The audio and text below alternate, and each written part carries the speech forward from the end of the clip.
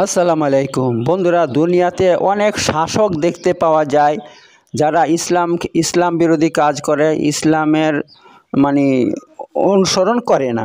ঠিক আছে, তো এমন শাসক যদি কোনো দেশে থাকে, কোনো ইসলামী রাষ্ট্রে থাকে, তাহলে কি তাদের অনুসরণ করা যাবে কি যাবে না, এবং তাদের হুকুম মানা যাবে কি যাবে না। তো এই নিয়ে আজকের বিষয়। তো ইমাম মুসলিম রহমতুল্লাহ আলাইহি তিনি একটা অধ্যায় রচনা করেছেন। সে অধ্যায়ে অনেক কয়টা হাদিস, এই সম্পর্কে হাদিস তিনি বর্ণনা করেছেন। আর অধ্যায়ের নাম দিয়েছেন বাবু উজুবিল ইনকারি আলাল উমারা ফিমা ইউখালিফু শারা ওয়া তারকি কিতালিহিম মা সাল্লু ওয়া নাহবু যালিক।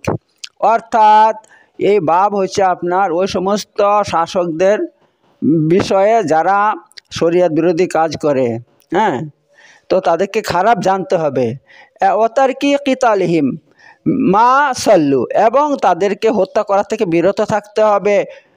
মা সাল্লু, যতক্ষণ পর্যন্ত তারা নামাজ পড়বে। ওয়ানাহু যালিক, আর এই ধরনের যে যদি ভালো ভালো কাজ করে, অর্থাৎ নামাজ পড়ে, রোজা রাখে, হজ করে, জাকাত দেয়, যদি এমন করে, এমন শাসক যারা ইসলাম বিরোধী কাজও করে আবার এই সমস্ত নেক কাজ করে, তাহলে তাদেরকে হত্যা করা যাবে না। তো এই নিয়ে তিনি এখানে অধ্যায় রচনা করছেন, এখানে কয়েকটা হাদিস তিনি বর্ণনা করছেন। তো আমি আপনাদের সামনে প্রথম হাদিসটা বর্ণনা করব এই বিষয়ে। হাদিস নম্বর 4800 নম্বর। তো হাদিসটা উম্মে সালমা থেকে বর্ণিত। তিনি বলছেন, আন উম্মে সালমা রাদিয়াল্লাহু আনহা আন্না রাসূলুল্লাহ সাল্লাল্লাহু আলাইহি ওয়াসাল্লাম ক্বাল সাতাকুনু উমারা ফাতারিফুনা ওয়া তুনকিরুনা ফামান আরাফা বারিয়া ওয়া মান আনকারা সালিমা ওয়ালাকিন মান রাদিয়া ওয়া তাবা। ক্বালু আফালা নুকাতিলুহুম ক্বালা লা মা সাল্লু। তো এই হাদিস থেকে উম্মুল মুমিনিন সালমা থেকে বর্ণিত। তিনি বলছেন যে রাসূলুল্লাহ সাল্লাল্লাহু আলাইহি ওয়াসাল্লাম বলছেন যে অতি শীঘ্রই তোমাদের উপর অনেক শাসক নিযুক্ত হবে। শাসক নিযুক্ত হবে, তারা কখনো ভালো কাজও করবে, আবার খারাপ কাজও ওরা করবে। ঠিক আছে, তাদেরকে উভয় কাজ করতে দেখতে পাবে তোমরা।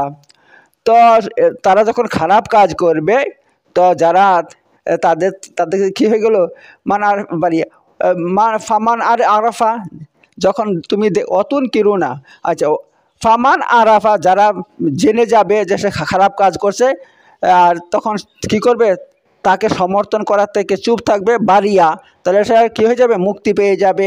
ওয়ামান আনকারা সালিমা, আর যারা অস্বীকার করবে তার মানে তাকে সমর্থন করবে না আর কি, সালিমা, সেও কী হবে, সালামত পাবে, মানে সেও নিরাপত্তা পাবে। ওয়ালাকিন মান রাদিয়া, আর যে ব্যক্তি তার উপর রাজি খুশি থাকবে, মানে শাসক খারাপ কাজ করছে, জুলুম অত্যাচার করছে, মানে মানুষের উপরে অনেক রকমের, মানে যেরকম স্বৈরাচারী শাসক যেমন হয় সেমন সে কাজকর্ম করছে আর কি, আর তাকে যদি কেউ সাপোর্ট করে, রাদিয়া, তারপর রাজি খুশি হয়ে যায়, অত্যাবা, এবং তাকে অনুসরণ করে, তাহলে সে ধ্বংস হয়ে যাবে। ঠিক আছে, অর্থাৎ শাসক যদি আপনার খারাপ কাজ করে আর আপনি যদি তাকে সমর্থন না করেন, তাহলে আপনি মুক্তি পাবেন, আর যদি আপনি তাকে সমর্থন করেন তাহলে আপনি ধ্বংস হয়ে যাবেন।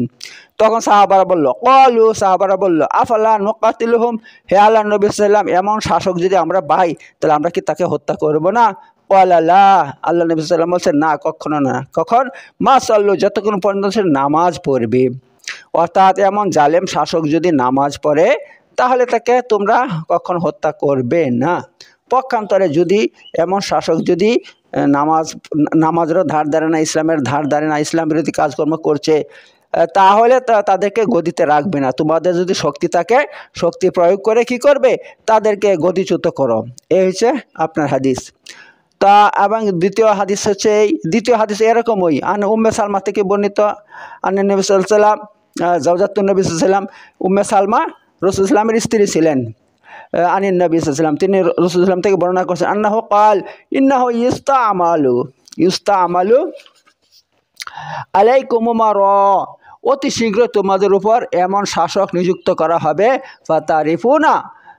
ফাতারিফুনা, তোমরা তাদেরকে চিনতে পারবে, তুনকিরুনা, অর্থাৎ তারা কখনো খারাপ কাজও করবে, অতুন কিরণ খারাপ ভালো কাজও করবে। ফামান কারিহা, এত যারা তাদেরকে মানে তাদের খারাপ কাজকে খারাপ মনে করবে, ফাকাদ বারিয়া, তাহলে সে মানে বরি হয়ে গেল, মানে মুক্তি পেল, আল্লাহ তাকে মুক্তি দান করবেন।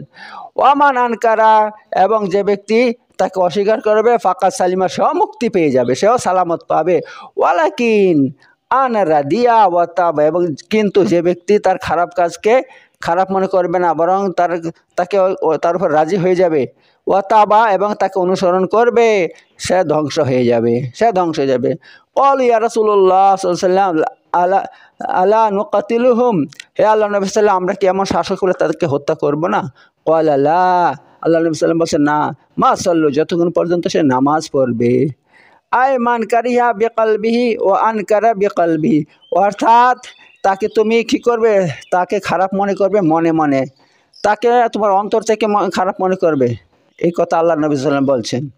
ঠিক আছে, তো এই ব্যাপার বন্ধুরা, এই হচ্ছে ইসলামের হুকুম, যে যদি কোনো শাসক নিযুক্ত হয়, মানে স্বৈরাচারী ইসলাম বিরোধী শাসক নিযুক্ত হয় কোনো দেশের মধ্যে, কোনো রাষ্ট্রের মধ্যে, তাহলে তাকে ঘৃণা করতে হবে মন থেকে, এবং তাকে সমর্থন করা যাবে না। যদি আপনি সমর্থন করেন, তাহলে আল্লাহ তাআলা আপনাকে ধ্বংস করে দেবে।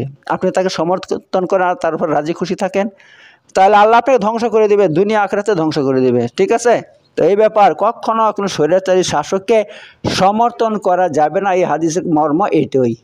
কিন্তু তাকে ঘৃণা করবেন তার মানে নয় আপনি প্রতিবাদ করবেন, রাস্তায় নামবেন না, চুপচাপ থাকবেন, মনে মনে তাকে ঘৃণা করবেন, মনে মনে তাকে অসমর্থন করবেন। ঠিক আছে, প্রকাশ্যে নয়।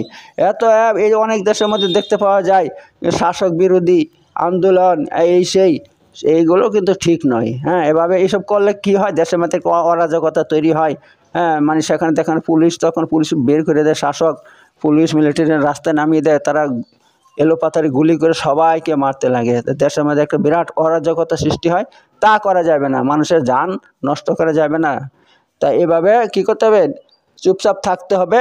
আর যে শক্তি থাকে, ভোট আছে, এখন তো ভোট হচ্ছে, ভোটের মাধ্যমে তাদেরকে কি করতে হবে, হারিয়ে দিতে হবে, দিয়ে শাসক থেকে তাদেরকে গদিচ্যুত করতে হবে। এই হচ্ছে রাস্তা। ঠিক আছে বন্ধুরা, তো বন্ধুরা এখন শেষ করলাম ভিডিও। এরকম ভিডিও দেখতে হলে অবশ্যই আমার ইউটিউব চ্যানেল সাবস্ক্রাইব করুন, কারণ আমি আপনাদের জন্য প্রতিদিন এমন নতুন নতুন ভিডিও কোরআন এবং সহিহ হাদিস থেকে নিয়ে আসি এবং আনবো ইনশাআল্লাহ।